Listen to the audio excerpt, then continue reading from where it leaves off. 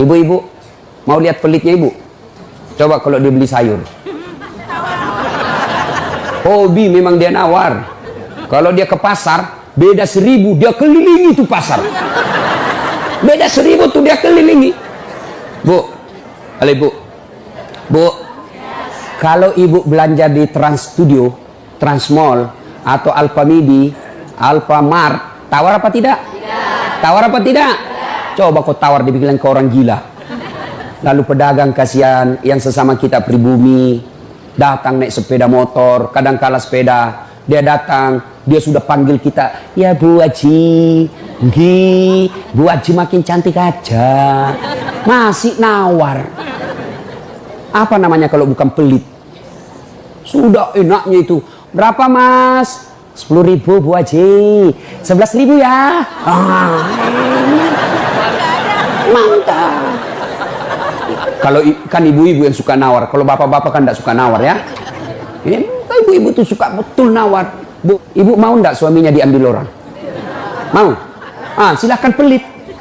Orang pelit itu tidak ada yang suka. Bahkan orang pelit sekalipun tidak suka sama orang pelit. Benar Pak. Begitu jeleknya itu sifat pelit, tidak ada yang suka. Coba saya tanya, bapak-bapak senang tetangga dermawan atau pelit?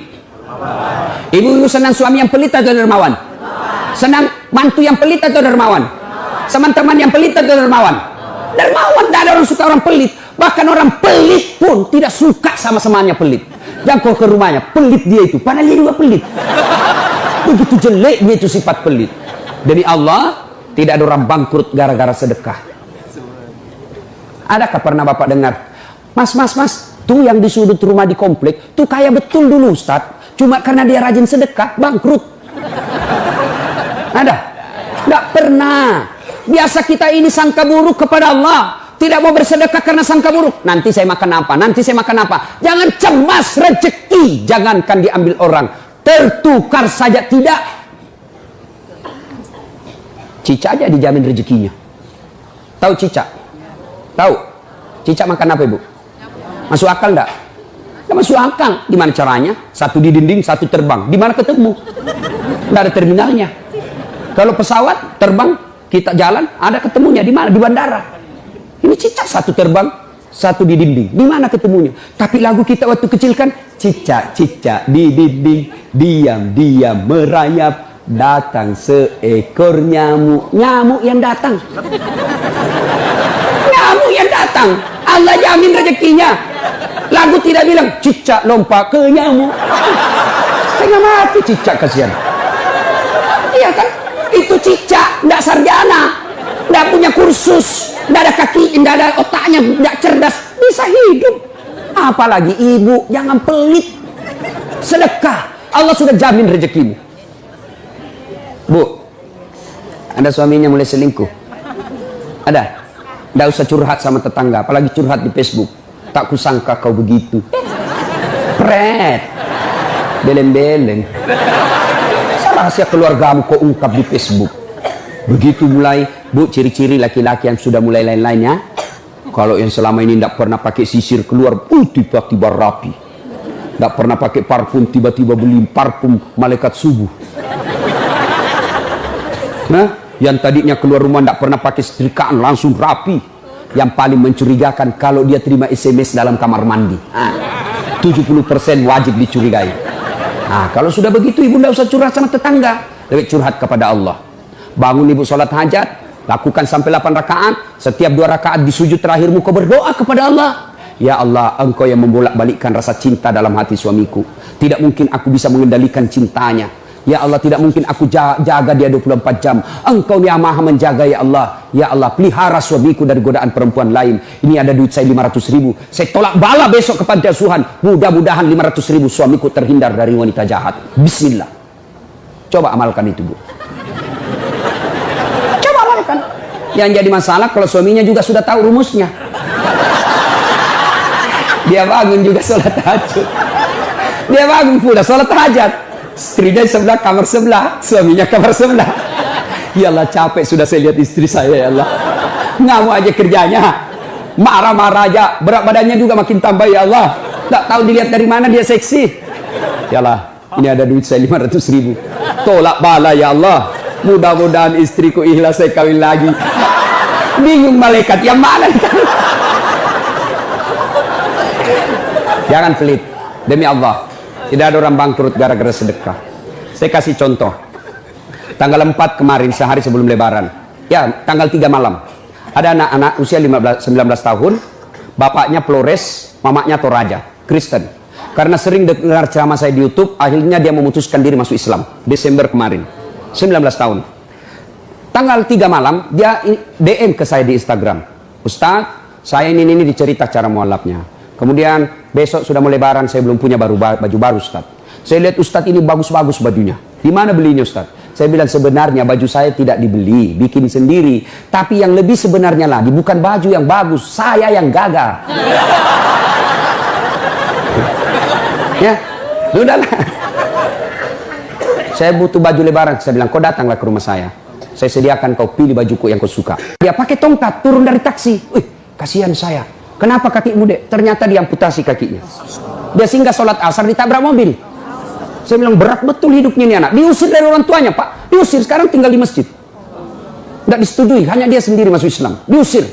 Bilang kenapa kakimu? Saya cerita. Sedih saya. Sempat berkaca. Jangan sedih Ustaz. Ini tidak ada artinya ini kaki ketimbang iman saya kepada Allah. Luar biasa. 19 tahun. Saya ambil baju saya yang paling bagus. Kau pilih ini dek. Mana kau suka? Benar diambil yang paling bagus. Sempat juga saya nyesal. Sudah. Karena saya buru-buru ke bandara. Saya mau pergi khutbah. Ya. Ini dek. Kau ambil 1 juta.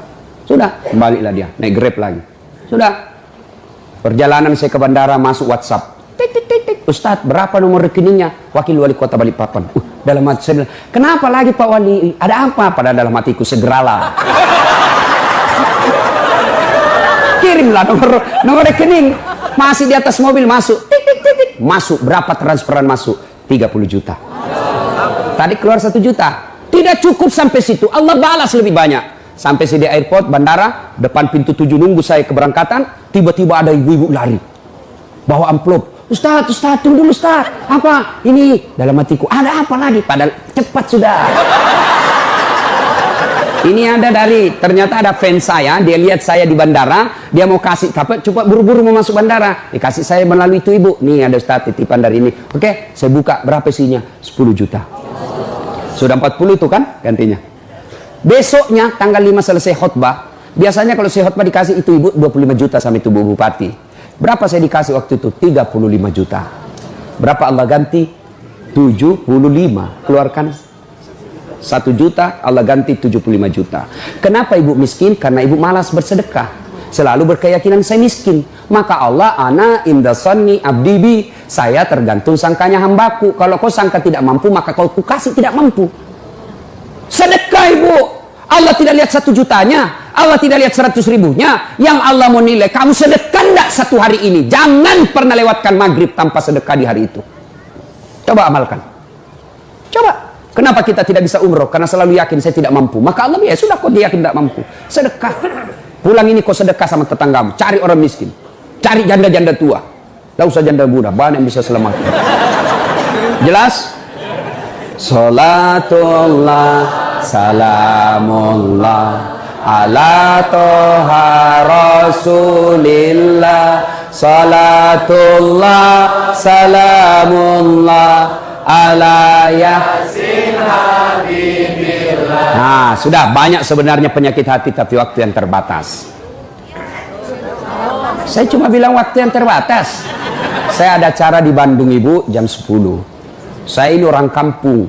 Saya tidak tahu Bogor ke Bandung jauh. Saya pikirnya 1 jam. Inilah kalau kita pakai pulsa lokal. Saya orang kampung, tidak tahu saya. Oh ternyata jauh. Nah saya harus segera selesaikan. Insya Allah kalau panitia ngundang saya lagi ke sini, saya datang lagi. Insya Allah ya. Nah, ini penyakit hati. Sekarang gimana cara mengobatinya? Ala bizikrillahi tatma'innul qulub. Ketahuilah dengan berzikir mengingat kepadaku, maka hatimu akan jadi tenang. Jadi kalau kita punya penyakit hati, maka datang di majelis zikir Al-Ihya ini. Ini salah satu caranya. Memang ibu tidak dapat voucher, memang ibu tidak dapat undian, tapi apa yang ibu dapat? Ilmu tapi ilmu tidaklah terlalu menolong ketika ilmu itu tidak diamalkan. Amalkan yang Bapak Ibu tahu, maka Allah akan berikan ketenteraman jiwa, ketenangan hati. Kalau hati sudah tenang, itulah kekayaan kita yang paling baik.